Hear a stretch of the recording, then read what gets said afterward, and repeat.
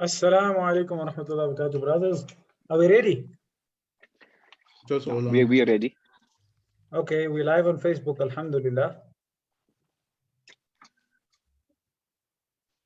Maulana Zakaria, you're trying to get it on to YouTube? Yeah. Okay, there we go.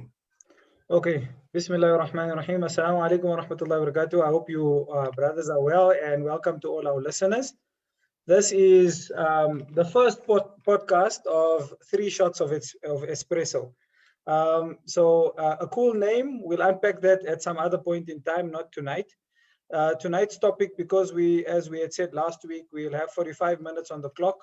So it's just about 20:37. We'll try and go till about 25 to 10, inshallah. And hopefully the discussion is going to be nice and riveting. So today's discussion, or tonight's discussion, Islam, Muslims, and the future of Mzansi. And I just so happened to come across a link sent to me by a friend just before we got onto the podcast, of an individual who phoned into one particular radio station. I'm not sure which radio station it is, and he was bemoaning the fact that a certain segment of our society here in South Africa have always been oppressive to another segment of society, and now it's time to reclaim our land and reclaim our businesses, whether by hook or by crook, as I would say, or even by force. Somewhat discomforting to have listened to that just before we started, but it sort of just gives us a sense of the dynamics of what's at play here in our country, alhamdulillah. And we ask Allah subhanahu wa ta'ala that we'll be able to overcome it. And maybe again we can play and get into that discussion at some other time. For tonight, we want to unpack basically what we all three mean, and we shared some thoughts prior to this. We all had different views. I'll ask my esteemed friends to go first and maybe just unpack what they wanted to speak around the topic Islam, Muslims, and the future of South Africa, and then we can take it from there. I don't know who would like to go first, guys. Assalamu alaikum wa rahmatullahi wa barakatuh. Nahmaduhu wa nusalli ala rasulil kareem, amma ba'd. Nice to see you brothers again, and assalamu alaikum to all the viewers. And well, there was a few things that came across that I wanted to discuss. One was just looking at, and I was just looking at, we have so many issues, whether in South Africa, and those issues relate to Botswana as well, as just minority issues, and the fact that you have these minority the minority of Muslims, and the issues and the challenges that we face. And then we have Sharia, and how do you place Sharia within the context of South Africa? And I felt that when going through these things, one of the things which I really felt is important for especially the scholars and the leaders of community, and that is to really understand our context. Do we have an understanding of our constitution in South Africa? Do we have an understanding of the legislator? Do we have the understanding of the judiciary? Do we have an understanding of how the constitution works? And then do we have an understanding of our Sharia, like the Muslim personal law? I was looking at the marriage bill, and when it started from in 2003, and the reasons why. And I remember when I was reading about it, it just made me think back of the call to Islam and the Muslim youth movements of those times, who were also trying to find their Islam and their foot of understanding the Quran and within the context of the time of apartheid. And they were trying to understand that what does the Quran say, how do they fight for their rights, from an Islamic point of view. And I was picturing also these women who in 2003 went for the protection of women, and to approach the same, and probably the same approach. And I was thinking another thing that was also important to is that when you're on the ground, and I'm not saying that like but you do see the importance of really, we really need to start discussing these issues. Lobola, for example, is a major issue. And there's things that people don't understand. Like, for example, here in Botswana, this couple got married through Nikah, but the parents didn't accept, the parents were not Muslim. The boy was Muslim, from the boy's side, the parents, from the girl's side, the parents were Muslim. From the boy's side, the parents were not Muslim. And now, for them, marriage, there's certain rituals and there's certain traditions which need to be done in order for them to call that woman their daughter, and to say that this is our son's wife. Yeah. And that is what they grew up with. That is what they know. And these traditions are very important for them. So now what happened was that when this couple were getting divorced, the parents didn't play a major role, because they didn't, first of all, they didn't understand this whole marriage, because they didn't come to the mosque. They didn't see how things were done, so there is a lot of issues that we need to discuss in order for us to understand the context which we were in, and how can we then bring about Sharia. And inshallah, as we go along, there's certain things that I want to discuss and just make clear of what I'm trying to say, and how important it is for us. Yeah. So I guess, what I'm hearing from you is that this discussion around Islam, Muslims, and the future of South Africa, particularly from a perspective of how do we also as Muslims in this country, given its secular law, quote unquote secular law, are also able to uphold our rights. Firstly, our right to freedom of religion, which everybody talks about. Correct. And a lot of these terms, they just brandish, right? No, the Constitution, it's enshrined in the Constitution that there's religious freedom, and at the same time, people say freedom of speech. And then when somebody starts swearing and someone starts using derogatory language at you, and they saying I'm both freedom of religion and freedom of speech, so I can talk what I want to. So there's no rules. So someone can brandish and swear and call another person anything, and it's in the name of both freedom of religion and freedom of speech. Where does the clash happen? Someone needs to start reining that in, So yeah, maybe we can unpack that. Maybe let's hear from Anwar. What did he have in mind? He's giving us. Assalamu alaikum. Assalamu alaikum. Okay, Bismillah ar-Rahman ar-Rahim. Gentlemen, when I'm thinking of South Africa, I'm thinking of the Muslim community. Generally, I always ask myself then, what is the future of this country? What role do Muslims, based on Islam, speaking from the perspective of Islam, using Islam as our point of departure and our point of return, right? What will we be contributing to this country in this region of the world, South and Southern Africa, right? That will be to the basically to the benefit of whoever lives here.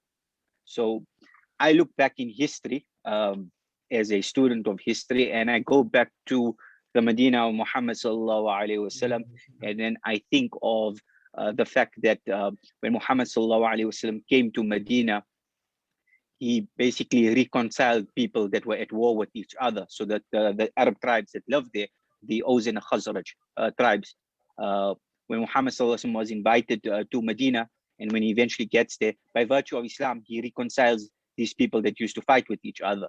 And by basically teaching them the deen that was revealed to him, sallallahu alaihi wasallam, what happens is that he gives them a whole new mentality and a whole new paradigm of looking at the world.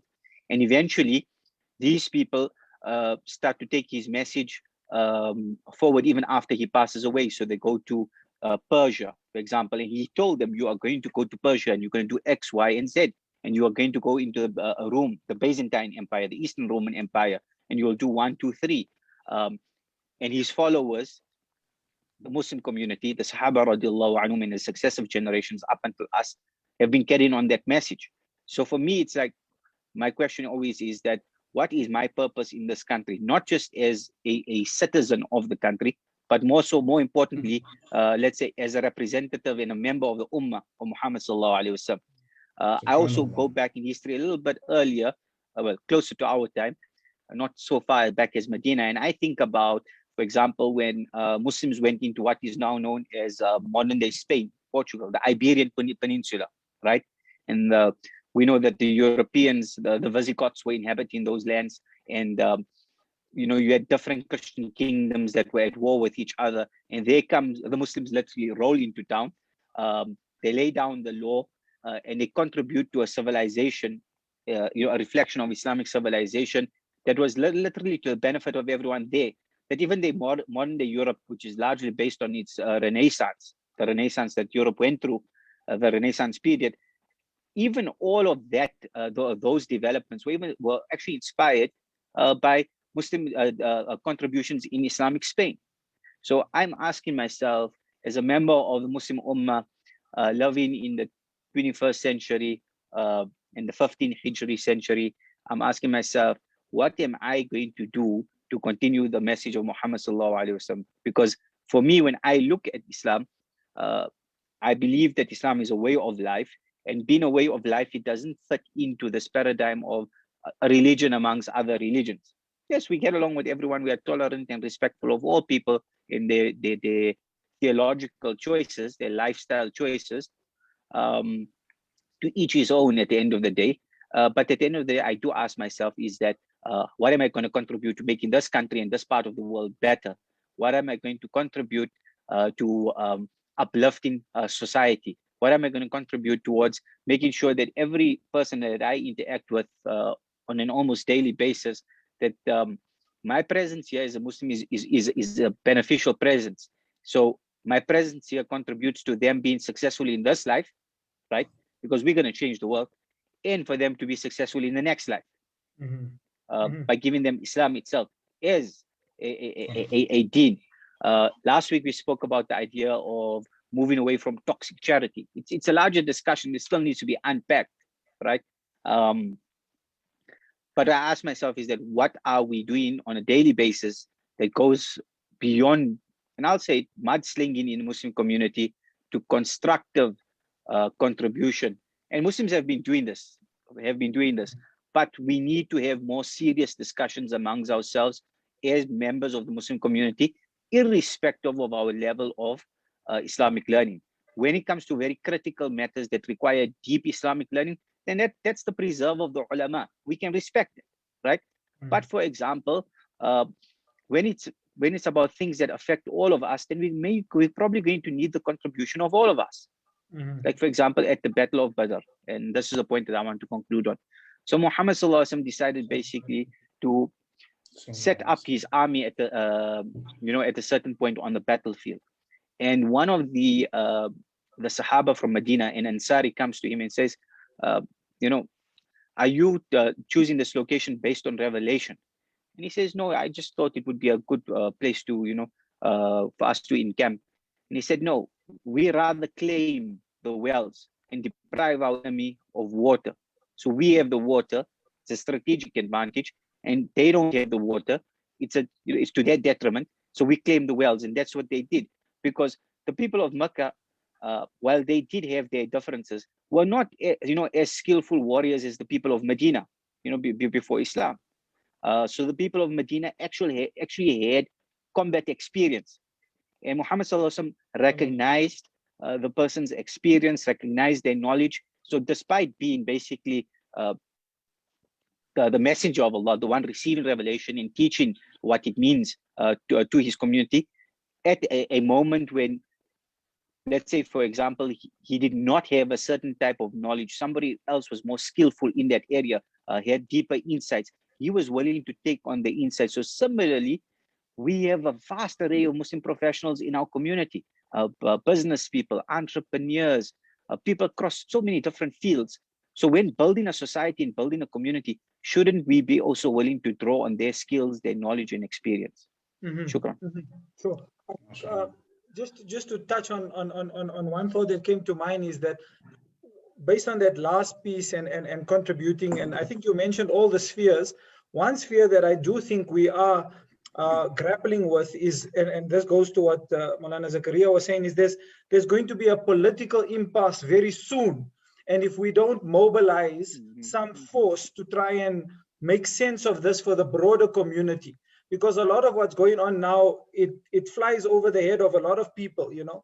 And if you're listening and you're wondering what we're talking about, we're really talking about the Muslim, well, I don't want to say it's the Muslim Marriages Bill, because the MMB is something different, but I think it's got to do with that, and it's in court at the moment, in the High Court and so forth. So Maulana Zakaria, I think in his thoughts, he'll unpack that a bit.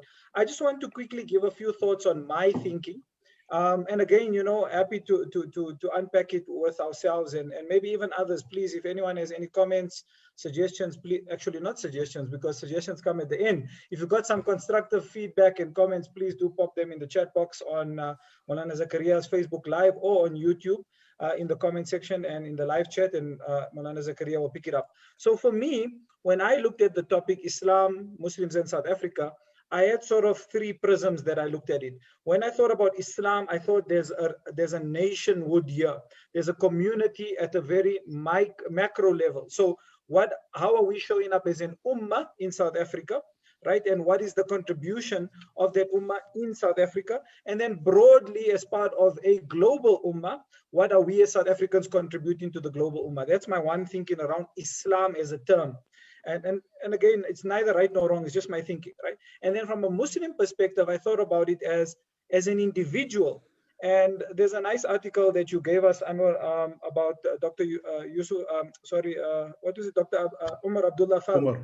I forget the name of the article, but he talks about these two things, and this is why I want to bring the purpose of Islam. The purpose of Islam. And it's an article basically that he wrote, and we'll post the link to it, around developing a framework, I would say in my terms, a framework for engagement as a Muslim community, and that is particularly in an American context. And he was drawing from various sources of Islam to work on somewhat of a framework. Now, for me, when he talked about Muslims, he said Muslims have got two responsibilities. One is there's, and again, we don't want to get caught up in the terminology, but he talked about it, there's farad ayn al-kifaya, that the individual has to do for himself, and which benefits the entire community if he does it. So for example, going to pray salah, or if a janazah happens, you know, it's farad ayn, then if nobody else is doing it, for you to do it, and then when you do it, you absolve the entire community. And then the farad ayn, which is specifically for an individual, like your daily prayers, your fasting, and so forth. And then he said the Muslim then also has a double click on that. It's not even the opposite, it's in the same mode, where you have a societal obligation. And within the societal obligation, he unpacks it very nicely. So again, remember, Islam, Muslims, and a Muslim has a societal obligation. You have to eradicate poverty. You have to eradicate oppression. You have to look at environmental issues. You have to build hospitals. You have to see to the needs of the orphans. You need to see to the needs of the widows. You need to see to the needs of communities, employment creation. One of the things he says that it's a societal obligation in the American context for them to consider the amount of liquor stores owned in inner cities in America by Muslims. It's not something that people should leave just, you know, it's just been like that for decades, so we leave it. So when I look at Muslims, I'm looking at it from both sort of dimensions. Farad ayn on the person individually, as well as his or her obligation to the community. And then lastly, Islam and in South Africa, I want to say this, and I don't know where this fits in, but we need to break the stereotype that the Islamic community in South Africa, or the Muslim community in South Africa, is only monolithic. It's only one group. It's only Indian people, right? And a lot of what we think and the way we think about it, the way we conceptualize it, we only think about, and I mean, some may say, I'm really talking from a Johannesburg perspective, maybe even Durban, we only think about it in what is normative to Indians in a Muslim community. And what are they going to do in the future in South Africa? No, we need to think broader than that. Every race that Shahada, whoever you are part of that Muslim community, and you have a future. So even Black Muslims, colored Muslims, Indian Muslims, whatever, white Muslims even, they have a role to play in this community, and we need to look at what is the future of that people, that community in South Africa in the future. So that's just, yeah, what I was thinking when we looked at the topic. Malana Zakaria, anything you want to build on that? I mean, it sounds a bit like we're lecturing to each other now, but perhaps maybe somewhere along the line we're going to start talking about one point. Yeah, Anwar, you've got your hand up. Anwar's got his hand up like this is some formal meeting. It's not a formal meeting. Go for it. Yeah. Do you have your hand up? Okay, okay, cool. Thanks. Okay, go ahead. Go ahead, Zach. It's fine. Okay. So one of the things that you made mention there was eradicating oppression, all right? And the reason why I chose this whole, just to clarify, why I chose this whole marriage bill issue and whatever. I'm not here to deal with the content of whether who's right and who's wrong and whatever. The reason is that, firstly, my advice to myself and to the ulama and the upcoming scholars in that is to equip yourself with knowledge, the terms, and that's why one of the main objectives of the Al-Azhar University also was to do lughatan wa istilahan, to look at the definition, to understand terms, to be eloquent in understanding terms. And I was just looking at, for example, how we have the, for example, when an issue, I was just looking at how these, women folk brought forward the, their proposal, where you have to give it to the, you bring it forward to the parliament, they give it to what they have as the South African Law Reform Commission. Where the South African Law Reform Commission is, they research the matter and, the history of it, and they look into it, and then they draft a bill and give it back to the legislator, the parliament, and then after it's drawn, they bring it forward to the executive, which is the president, the minister, the prime minister, and then they have a look at it, and if they decide, and then they put it forward, and then later on it becomes what we call law. So this whole issue, that should be in our knowledge.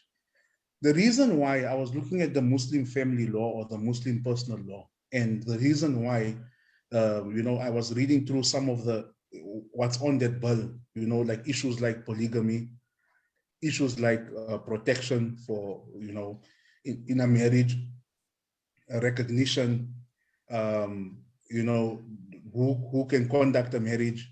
These were some of the issues. And one is that you hear so the scholars will come and say, no, we cannot, Sharia can't be put under the constitution because of these reasons. And, otherwise later on Sharia will be forgotten and Sharia will not be able to be the dominant, concept. And later on the constitution will overpower, and then later on it won't even be called Sharia, and then you hear all of these arguments. My issue is not with whether it should be enacted or whether it should be done or whatever. I'm asking, in our context of South Africa, what solutions do we then have if we say we're not going forward with this? What solutions do we have for those? Because this was started in 2003. We in 2021. Yeah.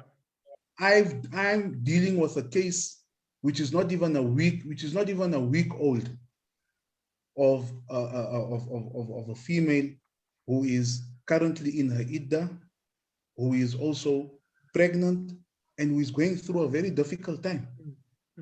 2 weeks ago, I got phoned by a lady who, the husband left her for another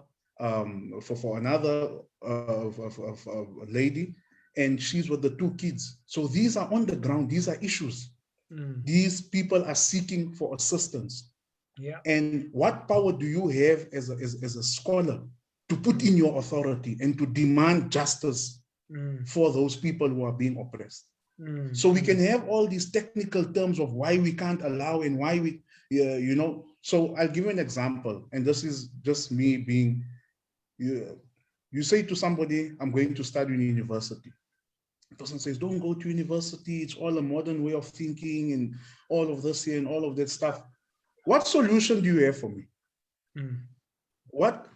So it's all words. you're saying to me that don't do this, don't do that.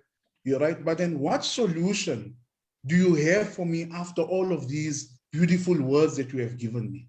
Yeah. You know, so similarly, that is why I brought this here. Is just that my question is that after we've, managed to justify why we cannot have these put into, what answers and what solutions, how do we build where the Sharia that some are using according to how it suits them? Yeah.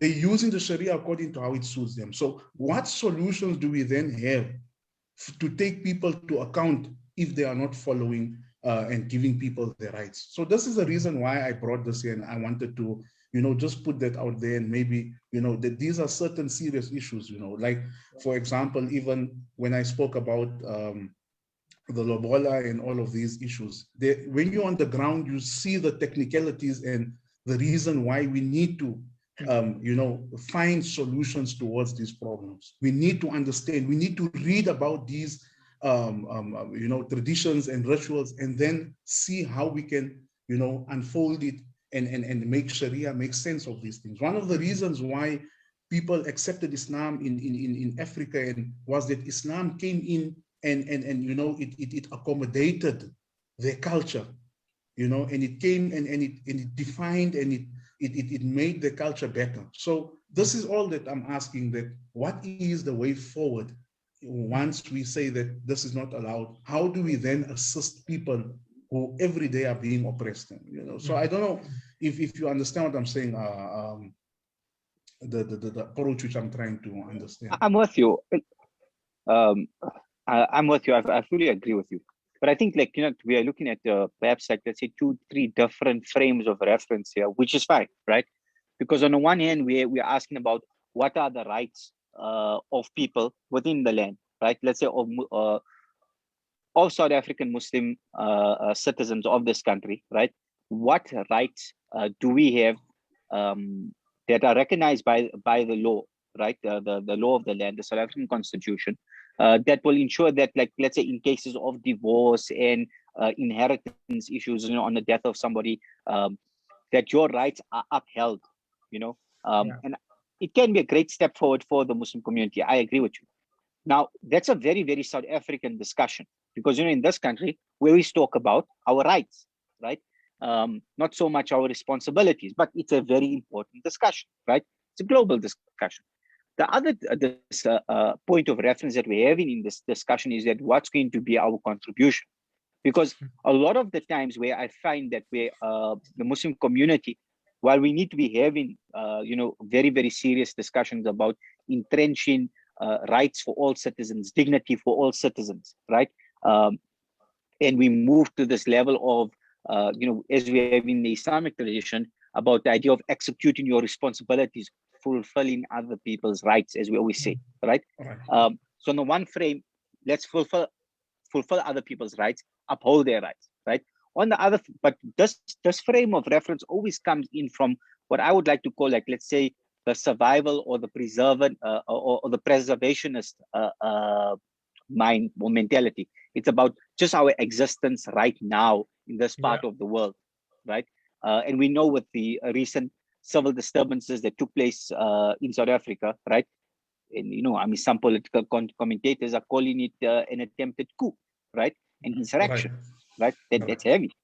So people felt very much under threat, and any, let's say, logical person would, normal thinking person would feel that their lives were being threatened, right? Because possibly you're looking at let's say, the country that you're living in becoming unstable, being turned upside down, right?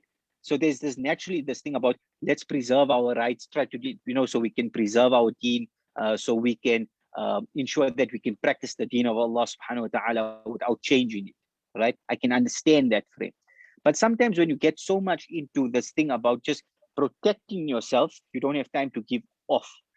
And this is the other frame of reference that we need to consider, is that, yes, mashallah, we've been contributing to this country and to this part of the world as a believing community, right? But what are we doing to share the message with the rest of the people in this country and in this region of the world, to make their lives better here, first in the earthly realm, because Islam is a way of life, and also by virtue of that, inshallah, share the deen with them, so that they do become Muslims and they are successful in the akhirah. So like issues that you raised, Maulana Zakaria, about things about, like, let's say the culture issue, that in how in different other parts of Africa and even other parts of the world, you even see this in the Middle East, right?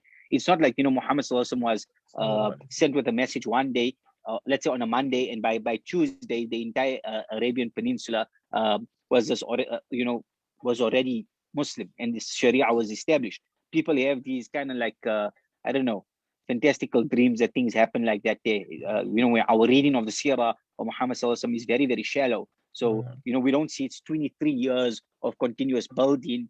And after that 23 years, it's Muhammad Sallallahu Alaihi Wasallam reaching that pinnacle point in his life, but then passing on the baton to his successors, the Khulafa al-Rashida, who he mentored. Remember, he mentors these people, right?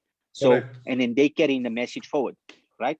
So, just like in other parts of the world, they've dealt with culture, they've dealt with issues about preserving Islam for posterity, ensuring that the Muslim community is protected, it's safe, and that Muslim community is not foreign and alien. We also have to say, okay, what this protection and preservationist discussion is, it how are we contributing to this country? Because, for example, we are living in a country that 27 years after the ending of apartheid, because not everything that's legal is moral. That's something we've come to learn, because apartheid was legal at one stage, right? But 27 years later, South Africa is still suffering from the legacies of apartheid. And one of them that's constantly been exploited and was exploited during these civil disturbances was the issue of race, the racial tensions that continue to exist amongst the different South Africans, be they white, be they black, be they Indian, be they colored, right? Those tensions were exploited by whoever orchestrated and planned and arranged for these civil disturbances. They knew about it, and they had manipulated this weakness that exists within our society. And I'm asking the question, as a South African Muslim who is Indian ethnically, but I was born here. This is my country. I don't belong to any other country, right? Obviously, as a member of the Ummah of Muhammad Sallallahu Alaihi Wasallam, I feel comfortable in every part of the world, because the world has been made a masjid, right? But at the end of the day, I happen to be born here and I'm living here. And I'm asking myself, is that with this deen of Islam, what can we do that we can go beyond the color divide? What can we do to reconcile people from different racial and ethnic groups? Because if we say this here, that, the different Arab tribes that were at war with each other in the time of Muhammad Sallallahu Alaihi Wasallam, he reconciled them, that they became brothers. We have this mu'akhah system, so that when the immigrants of Mecca, right, the Muhajir come to Medina, they're paired off with, let's say, different locals from Medina, right, of the Ansar, radiallahu anhum. They're paired off, and essentially, the ties that bind them are faith-based ties, So the Ansar will share with them half of their wealth, and then you hear stories of Sahaba that were, a person had, like, let's say, 2 wives, and they're willing to divorce one of their wives and say, offer their Muhajir brother, say, why don't you marry her? You having, there's one of beautiful stories, and they're true, about how Muhammad was creating a cohesive society, and he was reconciling people that were fighting with each other. He was also creating bonds, human relationships between people that were totally strange to each other, the Muhajir and the Ansar. Which was one of the first things that he was doing in the 21st century. Yeah, which was one of the first things. I'm asking myself, in the 21st century, is that what are Muslims, descendants of Muhammad Sallallahu Alaihi Wasallam, what are we doing to cover, let's say, to cross those color divides? Because we say Islam is beyond racism, right? Yeah. True, beautiful. We all believe in it, but how do we do that? In a state where, for example, corruption has reached pandemic proportions, and there are many Muslims that work for the South African government, and that's great, because you're having scholars like, for example, Tariq Ramadan, right, the professor, right, who wrote a lot of works talking about how Muslims living particularly in Europe and West, right, should be integrating and participating within their society. Yeah. Now, lo and behold, South African Muslims have been here for about what, 350, 400 years, right? From the time of Sheikh Yusuf from Makassar, rahimullah, right? Right. Yes, it's a very interesting history because people were brought in as exiles, as slaves, prisoners of war, then indentured laborers. It's a very, very fascinating story. But here's the question is that what are we doing to make sure that in these legacies of apartheid and colonialism that continue to exist, this pandemic proportion of corruption that exists within this country, what are Muslims doing to contribute towards solving them? We're a minority community, that's fine, right? But you, as a minority community that holds a very, very powerful message, I like what Dr. Omar Farouk Abdullah, whose paper some of us have referenced tonight, Loving Islam with Purpose, what he says is that we have the key, the combination to the lock that nobody else has. And I firmly believe this, that if we're doing Islam right, if we're loving Islam right, not just as, let's say, a spiritual practice, that's very important. We're not secularists. So we'll never, let's say, separate the spiritual from the mundane, you know, the spiritual from the worldly, right? But if we love in Islam right, we have the key to the lock that will open the doors to lots of prosperity, stability, and growth in this part of the world. I believe that. 100%. So I'm asking myself always this question: is that what are we doing? So the idea of integration, I think we've long passed the idea of do we integrate or not. Definitely. We are integrated, right? We are integrated. To an extent, we are integrated. Absolutely. Right? We've passed that point. So that discussion, I don't think anywhere in our discourse, it's not required to we don't need to discuss how do we integrate. We are integrated. The idea is from here on, you know, what steps do you take to further deepen that integration? You know, and how do you become one with people that seem to be your opposite? And the idea is not becoming one so that, so in fact, from a Muslim perspective, we tend to think becoming one means that we need to get them onto our side. Our side, I mean, we need to get them onto our religion and onto our faith, and we need them to become Muslims for us to be one with them. Now, I'm not, of course, da'wah is important. And yes, we intend hidayah for everyone. We wish that we could be conduits of the word of Allah so that subhanahu wa ta'ala, so that everyone could become, and that we could save everyone from the fire of Jahannam and that they may enter into Jannah. Ameen. May Allah grant us that. But at the same time, Allah subhanahu wa ta'ala did say in Surah Yasin, and we didn't want to make this a textual sort of, you know, that not everyone will believe, you know, not everyone will believe. So that means there will be competing forces to a certain extent, but how do you then productively harness that so that our lives remain beneficial, our efforts remain fruitful, we remain productive, we remain focused, we don't just let things. I mean, a Muslim feels hurt when a Muslim should feel hurt when the streets are burnt up and big chunks of our roads are taken out, and when hospitals fail, and when you know, ERs are full. You know, we should feel that pain. So yeah, I mean, just some of the thoughts. I know, Maulana, you seem to be something at the butt there. I don't know if you want to say something about it. Yeah, I see one of the person wrote here in the comments that we need to use the key, inshallah, that Brother Anwar was speaking. You know, but yeah. I mean, so, Maulana Zakaria, let me ask you, like, so the idea if I may come in here, gentlemen. Just wait. I want to ask Maulana Zakaria. You can come. I mean, let me just ask Maulana Zakaria the question around the whole idea. And I mean, I'm trying to get to. I know from a scholarly perspective, it's weighing heavy on your heart and your mind at the moment that there seems to be this, you know, a flood of information that, you know, one Muslim party is going to court to look to uphold the rights of Muslims when it comes to their marriages and so forth, and another party is coming in and saying, no, we don't want the courts to get involved. It seems a very convoluted at the moment. So maybe I would like to ask you, Maulana, if you just would like to just step out of that realm, just that I know you came with that scholarly approach, but maybe you want to just unpack it somehow for the person who doesn't know anything about this. I'm not saying unpack the merits of what's being brought before the courts. You sort of hinted towards that. You've also talked about the social issues that we are facing. But, you know, what does this matter? I always say, I play golf and I have buddies that I play golf with. To them, these are not the things that we discuss when we're on the golf course, you know. So what does it mean for the normal person? I don't know if that's something that maybe, I know it's also a loaded question. Is it something maybe you can try and bring home in an easier way for us to see why we should be worried, Monan, and if we should be? Yeah. So the reason why we should be worried is that we always so let us look at, for example, I'll give another example. Every time Eid comes, we know there's going to be Eid wars, right? We know that Moon wars. every time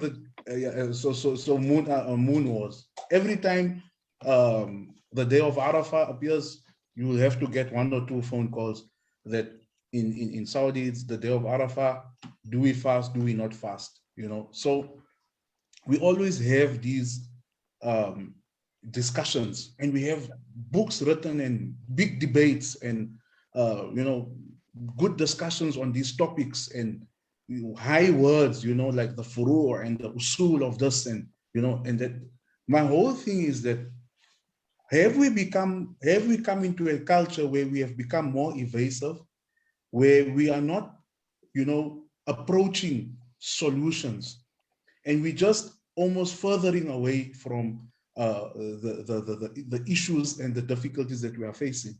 And I feel that a lot of times these are some of the reasons also why these terms are being built. This person, oh no. So what happens is that we reach a culture where when you express your opinions and you put forward what you know, what you're thinking, automatically he's a modernist, he's a reformist, he's a you know, he's there's labels being put. It's almost as if we've become tired of, you know, thinking and bringing forward solutions to the problems that we are facing, and realizing that so one of the reasons I'll explain to you is that these ladies that went forward, and again I'm saying that I'm just giving so that we can understand, they went forward with issues which are, you know, which was pertinent, which was important, and which is currently happening, and which has been always happening. You have gender-based violence, all right? You have drug abuse.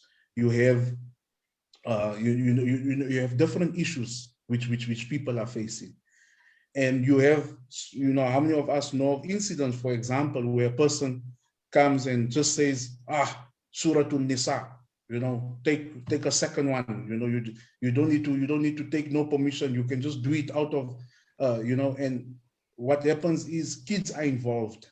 Kids stop speaking to their parents. They watch their mothers cry for years. She becomes emotional.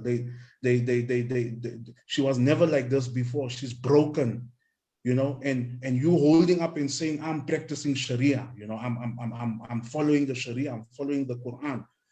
And there's no assistance for this mustad'afuna fil ard, you know, these people who are termed in the weak class, you know, of not having that. Who do they run to? I mean, why I'm trying to get, because when you're on the ground and you understand this, what do you do when somebody calls you and says that I don't need no financial help, I don't need nothing, I just need somebody to counsel me because I'm contemplating suicide. I'm so emotional, you know, what this person has done to me. And the person who does this knows that nothing can take him to task and nobody can do him anything, you know. So my whole thing of mentioning this here is that when are we going to reach a position where we start having that impetus to take action, a moving body of solutions, and bringing forward and understanding that our Sharia, like we said, is the key to the door. It's a key to opening doors.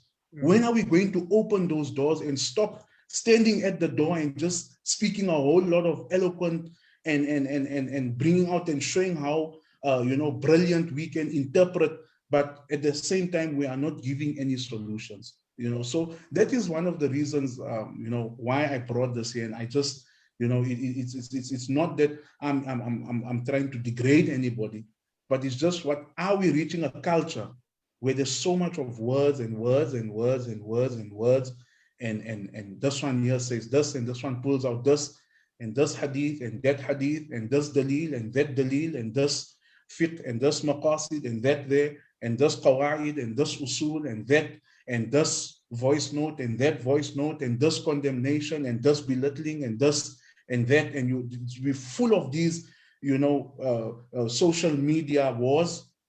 But at the end of the day, what are we doing? And this is the whole term of the discussion. What is our role, especially as ulama? What is your role as the leader of the community? What is your role as an imam? What is your role as a businessman? What is your role as a student? What is your role as a female? What is your role as a husband? What is your role as a wife? What is our roles, and how do we then bring together and move forward and start slowly by bringing solutions towards the problems that we have on the ground? And the people who speak about these problems, one of the questions that I have, are we on the ground when we build these concepts and when we bring these verdicts, and that are we on the ground, and do we know what is happening before we approach these matters and discuss them? I think so. If we could approach these matters and be on the ground and really see what is happening, we will then know, how important it is for us to really reach a stage where we start bringing solutions and speak less words and put in more actions. I just feel that is again, that is the way I see it, and this was the reason why I chose this, because some will say, no, don't go with it. What were they trying to do? What are they even thinking? Do they want to change the Sharia and whatever? But my thing is, before you even begin to judge or choose sides, know that there are people who are being abused, oppressed, their rights are not being given to them. And how do we then, how do we then reach a solution to assist those people that are in those positions? This is where I'd like to come in, gentlemen, right? So, Zakaria, generally, I'm fully in agreement with you. We need a solution-centered approach. And when you spoke about, for example, these social media wars that are taking place in Muslim communities, you have like a Twa, right? The Twitter war, right? Or you're having a WhatsApp war, right? Which is like, is like vicious as World War III, right? And they get pretty heated. But when I talk about, for example, we have this preservationist or kind of like protectionist mentality. Look, we all endeavor to protect the deen as Allah subhanahu wa ta'ala revealed it. There is no doubt, right? But also, we are not plebeians, to the three of us here at least, to know that there are certain elements of fiqh that changes with time and space. This has happened forever, right? So the actual Shari'i ruling, the Shari'i hukm, right, to use it technical terms, that remains. The Quran and the Sunnah will never change. How it's applied in different areas when it's a matter of fiqh, that can change, right? And when sometimes you have this mindset of being a protectionist, right, it's simply because if you're not on the ground and if you're speaking from an ivory tower, and this is not just something that, let's say, one group of Muslim society is doing it, we're all doing it in different ways, irrespective of what's our station in life, whether you happen to be a scholar, you're an entrepreneur, you're a white-collar professional, or you're a student, right? We all have our comfort zones, and we speak from our comfort zones, and we want to protect our comfort zones, right? So, and if you're an academic, you can, you can speak from, the ivory tower, the white ivory towers of academia, right? And because your feet are not on the ground, right? You don't have to deal with the issue of, like, let's say some Muslim, they phones you up and says, I have no problems, in bread and butter issues, but I'm contemplating suicide because of X, Y, and Z. What can you tell me? Or some sister phones up and says, I'm being divorced, and this is what's happening, and you realize on the other end of the phone, wait, all the rights that Islam has given her is actually being taken away. There's nothing that can protect her, right? And then there's the other case of, for example, in cases of, and I've seen this here with friends and students of mine who come from, the different, let's say, African communities of the country, black communities of the country. And it's not just a case of the person being the only Muslim in his or her family. It's you are the only Muslim in your whole tribe. And there's cultural issues that you have to deal with, right? We've made some great strides in the area of Islamic finance and banking in this country, right? That has allowed people to, like, let's say, as best as is possible, almost escape the interest-based system. So you have Islamic banking. If you need a home loan, you can apply to let's say, an Islamic finance department in a bank to get a home loan. These are great things. So when it comes to, like, let's say, the area of let's say the Muslim marriages bill, from a constitutional perspective, wouldn't we want our Islamic perspective heard, and wouldn't we want our Sharia rights upheld legally, officially within this country? So it's really about a matter of perspective. Do you want to be a preservationist in your own little cocoon, or do you want to take these steps that benefit everyone? Because I believe, and this was really echoed by one of my teachers this weekend, he said, like, can you have solutions to problems, social problems, economic problems, environmental problems, whatever issue that exists within the society, that emanate from Islam, that are deeply Islamic, but they are to the benefit of everyone in society, irrespective of whether they are believers or not. I believe, when I read the Seerah of Muhammad Sallallahu Alaihi Wasallam, that when Muhammad Sallallahu Alaihi Wasallam came to Medina and he started to establish the Sharia that Allah Subhanahu wa Ta'ala had revealed to him, right? That it was to the benefit of everyone in the community, whether they believed in him or not. The marketplace became more fair. Women started to have a greater sense of let's say, safety and security and freedom that they previously might not have enjoyed under, like, let's say, the pagan Arab society. It simply didn't exist. That's why when the people in Muhammad Sallallahu Alaihi Wasallam mentors, the Sahaba radiallahu anhum, start going into places further afield, away from Medina, they actually been welcomed by the most downtrodden of society into their cities, not as conquerors who are going to, let's say, rape the land and colonize the place, but as people that are going to institute justice. And when we start having these very serious discussions about how do we contribute to making this country better as a faith-based community, solutions emanating from our deen, our way of life, on real practical issues, whether it be marriage, whether it be the environment, whether it be the the pandemic proportions of corruption, even the pandemic itself, which we have contributed to. And I'll say this, right? We've contributed towards increasing the numbers of people that have been infected, but also we've contributed towards fighting the pandemic. We're such a balanced community, right? So and just right? why just one more thing. Yeah. When you were saying that this Sharia, for everybody to see the beauty of it, when you read about benefit first.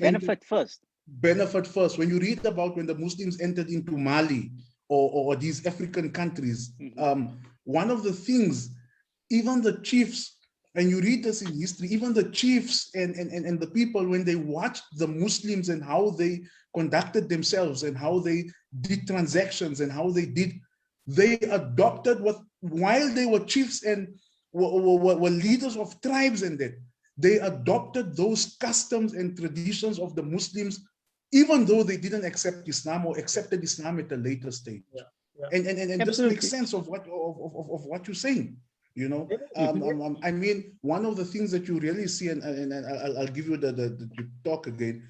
Whenever you recently, a friend of mine, his uncle passed on, and he's from Botswana. He's a Motswana.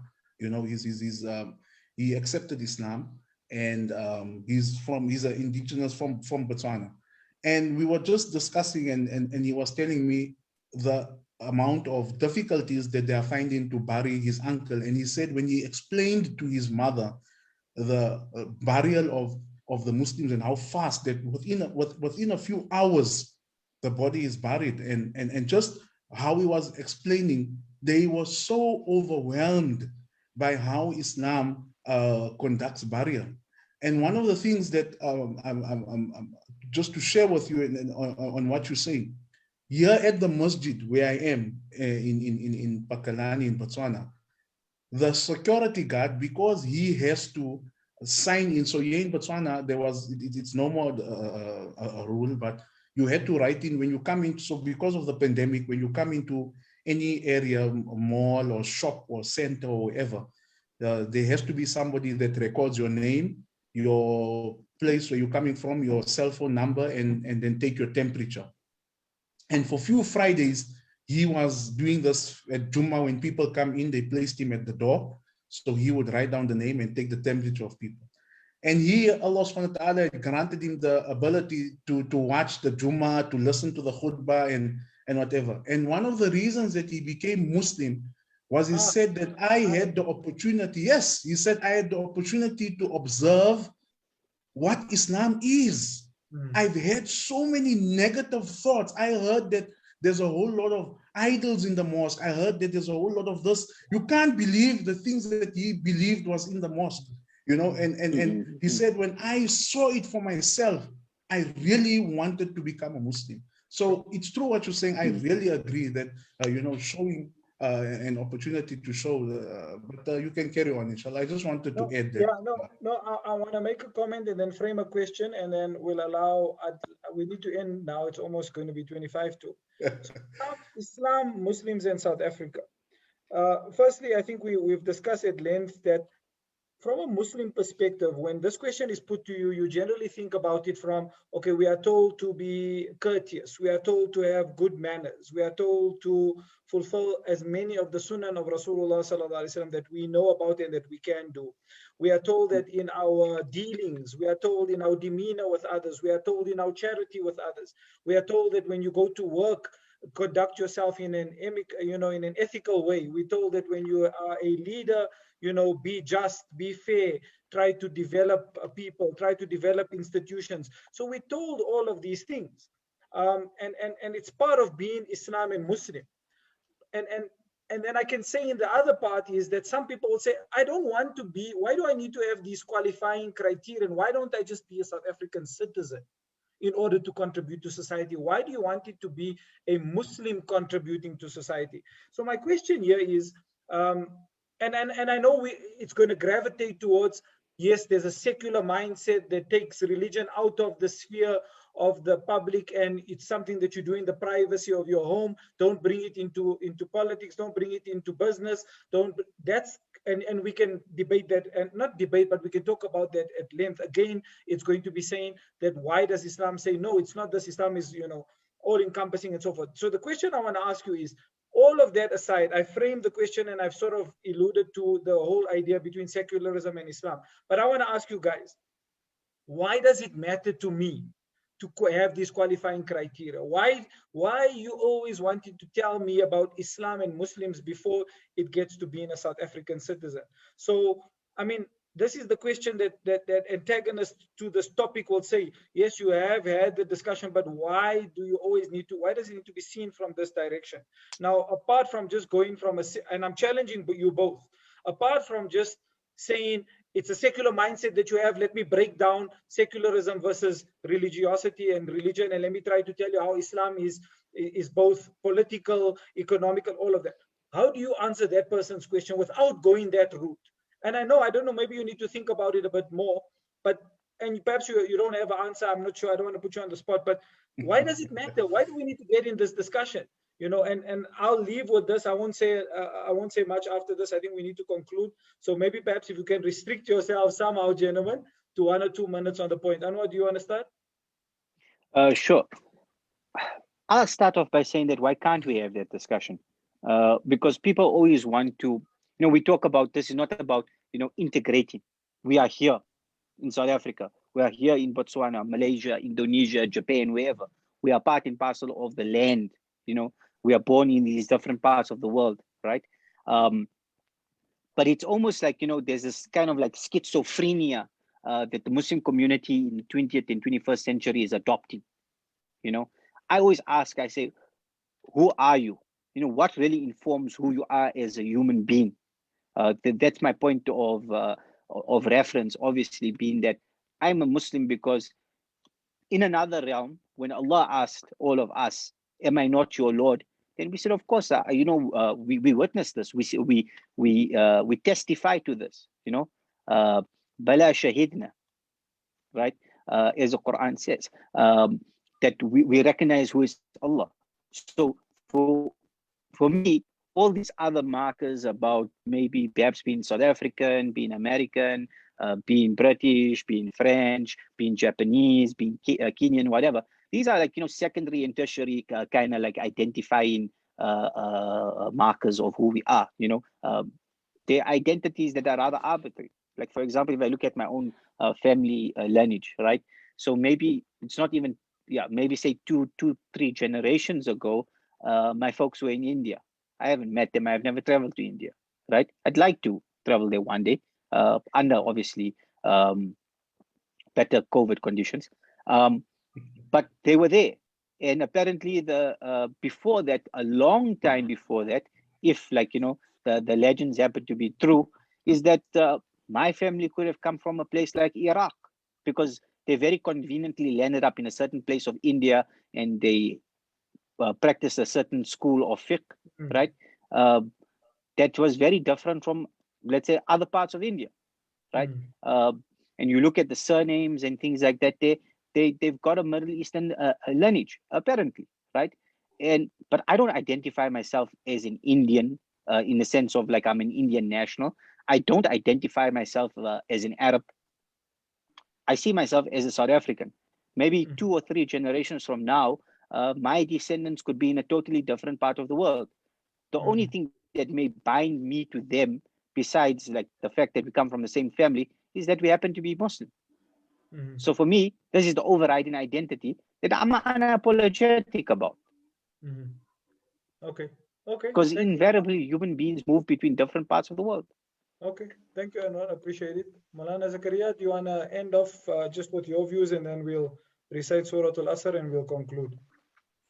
I think so. We can conclude, inshallah. You're passing that one. I'm passing that one. Okay.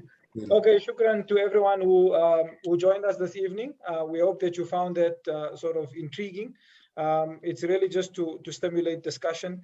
Please, those who are listening, like and share the podcast link and leave your comments in the comment section. And we're hoping that in the future, all 3 of us have got this book. We're not sort of promoting the book as such, but promoting reading rather. And we've read or are reading The New Apartheid by Sizwe Mpofu-Walsh. And this particular topic, the new apartheid, is fascinating. And we're hoping to have a discussion about it, maybe perhaps next week or the week thereafter. And then hopefully, inshallah, in the future, we'll also have 1 or 2 guests on the podcast. Thank you for joining the 3 Shots of Espresso podcast. We hope that you will have a good week ahead, weekend, and then into next week. And we'll see you all in the new week, inshallah. Wassalamu alaikum wa rahmatullahi wa barakatuh. A'udhu billahi minash shaitanir rajim. Bismillahir rahmanir rahim. Wal 'asr innal insana lafi khusr illa alladhina amanu wa 'amilu salihati wa tawasaw bil haqqi wa tawasaw bis sabr. Jazakallah, guys. Inshallah. Shukran. Shukran. Alaikum assalam wa rahmatullahi wa barakatuh.